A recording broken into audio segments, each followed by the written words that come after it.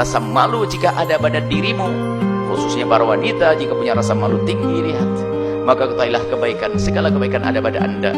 Kemarin kita bicara dengan anak-anak putri kita, Bunda Raya, jangan biasa mengangkat suara.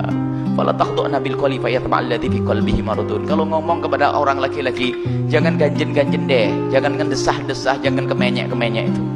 Bahkan ini kalau kemenyek, tahu ya, kemenyek itu bahasa istimewa, bahasa Jepang itu. Nggak paham orang Jawa Timur yang ngerti itu ya. Jadi kalau bicara ya jangan, tapi dengan suamimu super kemenyek boleh, super ganjen boleh dengan suami. Dengan orang lain ngomong ya Masya Allah, ini nggak boleh, menjadi haram kita mendengarnya. Biarpun semula mendengar suara perempuan, madhab kita Imam Syafi'i bukan aurat di saat suara wajar, tapi kalau sudah suaminya disah-desahkan, diganjen-ganjenin, nggak boleh dengar kita, nggak boleh.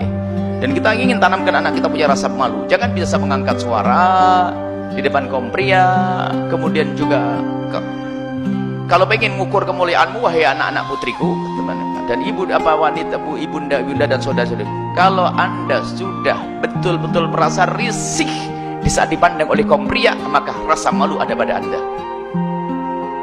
Anda risih kalau ada orang melihat, ini dia lihat saya, pengen lempar pakai sepatu. Biarpun tidak dilempar beneran, pokoknya anda risih sedih. Tapi naudzubillah, katanya rajin ngaji, solehah, tahajudan, kalau lewat laki-laki pasti dibasah-basahin bibirnya kek, atau minyaknya langsung diambil, macam-macam ya. Rendah itu perempuan, tidak ada nilainya, itu rendah. Perempuan harus punya wibawa, malu, punya rasa malu. Dilihat aku laki-laki, ngapain dia perhatikan saya?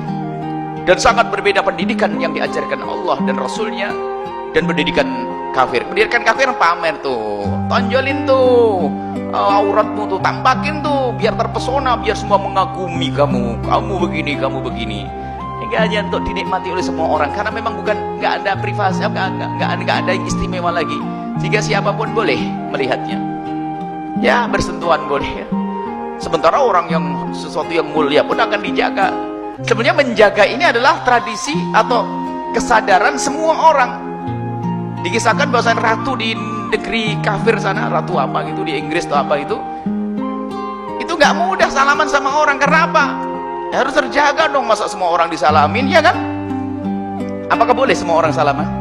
Ya nggak boleh. Karena apa? Terjaga dia.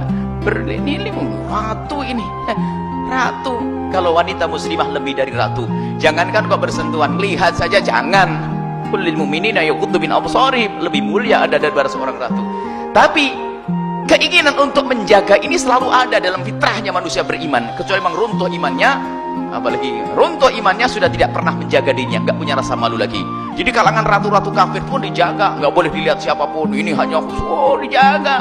Bagaimana kita sebagai orang yang kenal Nabi Muhammad, seorang muslimah, kenapa harus dipamerkan tonjolan tubuhnya, lekuk-lekuk tubuhnya, kecantikannya? Kecantikanmu hanya untuk suamimu, kecantikanmu yang bukan untuk diobrol di pinggir jalan.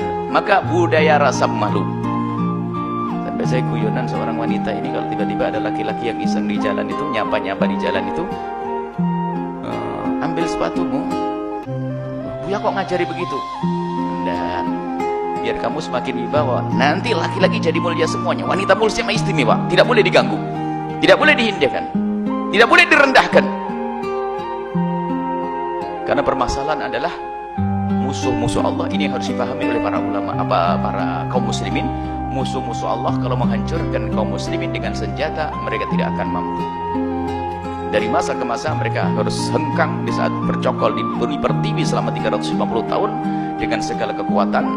Dan kekayaan kita pun diambil, artinya kita seolah-olah tidak punya kekuatan, tapi kekuatan iman. Mereka menjadi hengkang meninggalkan negeri kita. Akan tapi mereka sekarang sudah berpikir, dan itu ditulis oleh para ulama-ulama besar, termasuk diingat oleh Dr. Muhammad Said Ramadan Al-Buti dan lainnya. Mereka tidak mampu dengan senjata, maka cara yang paling jitu adalah merusak wanita kita, dijadikan wanita kita seperti mereka, tidak punya rasa malu, maka mereka akan hancur sendiri di dalamnya. Naudzubillah. Ini wanita kita tolong dijaga. Anda punya anak putri, tanggung jawab di hadapan Allah. Anda punya istri, tanggung jawab di hadapan Allah. Musuh-musuh Allah akan menghancurkan umat Islam adalah dengan wanitanya, sehingga wanitanya mengikuti gaya hidup mereka, pamer kecantikan, sampai wanitanya adalah wanita rendah yang nilainya hanya materi saja. Tapi dalam Islam nilainya bukan materi, nilainya adalah kemuliaan, pengagungan yang sesungguhnya di hadapan Allah Subhanahu wa taala, bukan nilai dengan uang. Kalau negeri kafir, seorang wanita ada nilainya jika dia punya kecantikan atau punya duit. Sudah nggak cantik, nggak punya duit, sampah. Tapi dalam Islam tidak, tetap dimuliakan. Kalau dia seorang ibu, anaknya harus menghormati dan berbakti kepadanya. Seorang suami berbuat zalim dihukum oleh Allah. Kan enak yang menghukum, bukan main-main, bukan sekedar pak polisi saja. Allah akan menghukum nanti.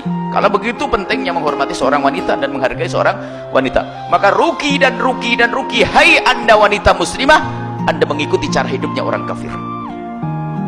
Anda rugi, berarti anda tidak bisa menghargai diri anda sendiri, anda merendahkan diri anda sendiri, maka ketahuilah anda akan rugi di dunia dan di akhirat. Maka berpeganglah dengan ajaran Nabi SAW, muliakan dirimu, engkau adalah mulia, dimuliakan oleh zat yang maha mulia Allah. Nabi mulia mengajari kemuliaan, para ulama pun mendidik kemuliaan. Maka sadar semuanya demi dirimu, wahai wanita, anda harus mulia.